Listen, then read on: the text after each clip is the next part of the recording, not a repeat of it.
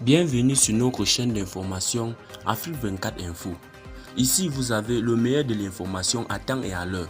N'hésitez pas de vous abonner à la chaîne si cela n'est pas encore fait et surtout d'activer la cloche de notification pour ne pas manquer nos prochaines publications. On commence. Avant de commencer la vidéo, nous tenons à vous rappeler que les images utilisées dans toutes nos notes d'information sont à titre illustratoire. Nous vous invitons donc à rester poli et courtois dans l'espace commentaire au risque de voir votre commentaire tout simplement supprimé.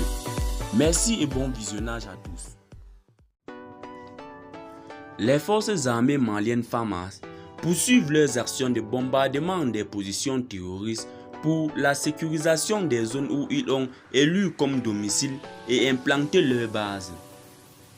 C'est ainsi que, dans la nuit du 3 au 4 mai 2022, des frappes ont ciblé dans le secteur de Yirma, localité située à 23 km au sud-ouest de Mondoro.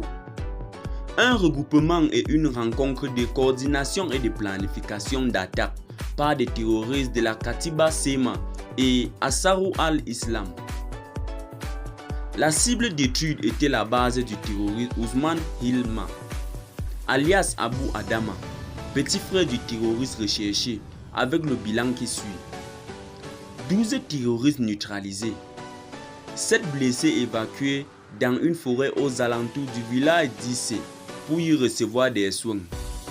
3 véhicules calcinés dont un pick-up équipé de 12,7 mm, renseigne le directeur de l'information et des relations publiques des armées. Le colonel Souleymane Dembélé souligne que le 3 mai 2022, des frappes ont ciblé un important dépôt logistique opérationnel des terroristes situé entre les localités de Niasso, Sébé et Sosobo, Togoro.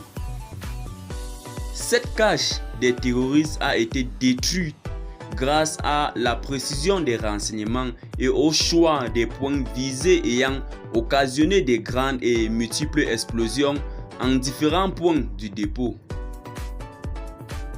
Les puissants incendies observés après leur frappe confirment la destruction du site contenant divers matériels de guerre, y compris des explosifs, des drones, des armes et des munitions. Ces dépôts avaient également été identifiés et localisés suite à une longue série de renseignements techniques ainsi que des patientes opérationnelles de surveillance et des observations aériennes. D'incessants mouvements de véhicules et de tricycles chargés de divers matériels à partir de localités de Dunga, Tungurekube, Walo et Sosobe à destination du dépôt localisé entre Tina et Kaba ont fait l'objet d'un suivi minutieux et permanent.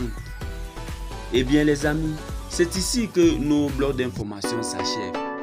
N'hésitez pas de vous abonner à la chaîne si vous avez trouvé intéressant et surtout d'activer la cloche de notification pour ne pas manquer nos prochaines publications.